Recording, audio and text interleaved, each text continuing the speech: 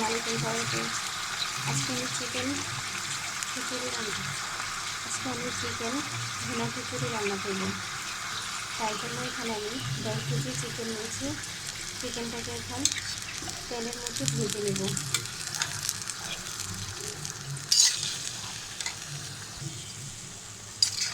চিকেনটাকে আমি ভালোভাবে ভেজে নেব, যাতে করে এর আস্তে গন্ধটা দূর হয়ে যায়।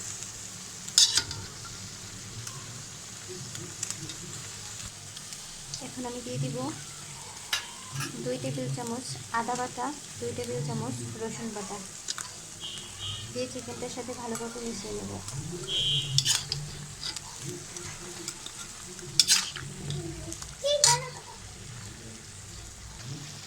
দিয়ে দেব স্বাদ মতো লবণ, 1 টেবিল চামচ মরিচের গুঁড়া, 1 টেবিল চামচ হলুদের গুঁড়া, 1 টেবিল চামচ ধনিয়া গুঁড়া। সমস্ত শুকনো মশলাগুলো সমস্ত গুঁড়া মশলাগুলো ভালোভাবে চিকেনের সাথে মিশিয়ে নেব। দিয়ে দেবো 1 টেবিল চামচ গরম মশলা গুঁড়া, 1 টেবিল চামচ জিরা গুঁড়া। এখন দিয়ে দেবো একটা তেজপাতা।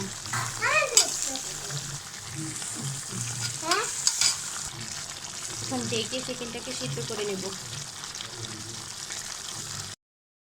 এখন দিয়ে দিব 1/2 কাপ পেঁয়াজ কুচি,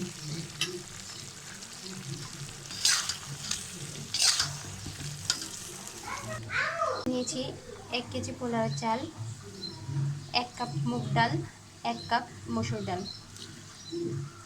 মুগ ডালটাকে আমি ভেজে নিয়েছিলাম, ভেজে তারপর 1 ঘন্টা ডাল আর চালটাকে ভিজিয়ে রেখেছিলাম। এখন পানি ঝরিয়ে নেব। চিকেনটা হয়ে গেছে, এখন চিকেনটাকে তুলে নেব।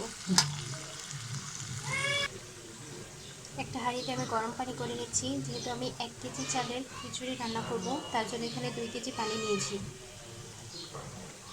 আপনারা যতটুকু চাল নেবেন তার দ্বিগুণ পানি দেবেন। যেহেতু আমি চালটাকে ভিজিয়ে রেখেছিলাম, তাই 2 কেজি পানি হয়ে যাবে। চুলায় একটা হাঁড়ি বসিয়ে দিয়েছি। দিয়ে দিয়েছি 1/3 কাপ সয়াবিন তেল, 1/3 কাপ সরিষার তেল। আপনারা চাইলে সরিষার তেল দিয়েও করতে পারেন, আবার শুধু সয়াবিন তেল দিয়েও করতে পারেন। এখন দিয়ে দেব পেঁয়াজ কুচি,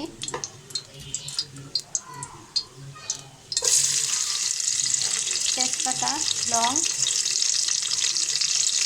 এলাচ, দারচিনি। পেঁয়াজটা তেলের সাথে ভেজে দেব।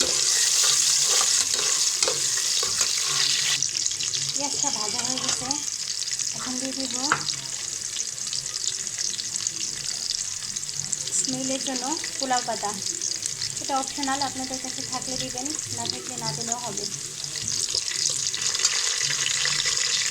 এখন দেব পানি ঝরিয়ে নেওয়া পোলাও চাল আর ডালগুলো।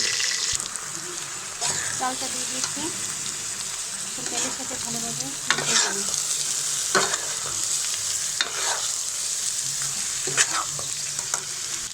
এখন দিয়ে দেব স্বাদ মতো লবণ, 1 টেবিল চামচ ধনিয়া গুঁড়া, 1 টেবিল চামচ জিরা গুঁড়া, 1 টেবিল চামচ হলুদ গুঁড়া। যেহেতু মাংসের মধ্যে আমি মশলা দিয়েছিলাম, তেলের সাথে সামান্য দিলেই হবে। এখন দিয়ে দেবো 1 টেবিল চামচ আদা বাটা, 1 টেবিল চামচ রসুন বাটা। দিয়ে দেবো 1 টেবিল চামচ মরিচের গুঁড়া। আপনারা যে যেমন ঝাল পছন্দ করেন দেবেন। ভালোভাবে মিশিয়ে চালটাকে ভেজে নেব। দিয়ে দেবো কয়েক পিস কাঁচামরিচ। এখন পানি দিয়ে দেবো।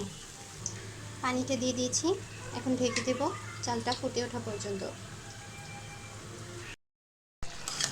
পানিটা যখন এই পর্যায়ে শুকিয়ে যাবে, তখন আমি রান্না করা মাংসটা দিয়ে দেব। মাংসটাকে দিয়ে আমি মিশিয়ে নিয়েছি। এখন দিয়ে দেবো 1 টেবিল চামচ টেস্টিং সল্ট। এখন মিশিয়ে দমে রেখে দেবো 20 মিনিটের জন্য। চিকেন বোনা খিচুড়িটা একদম রেডি।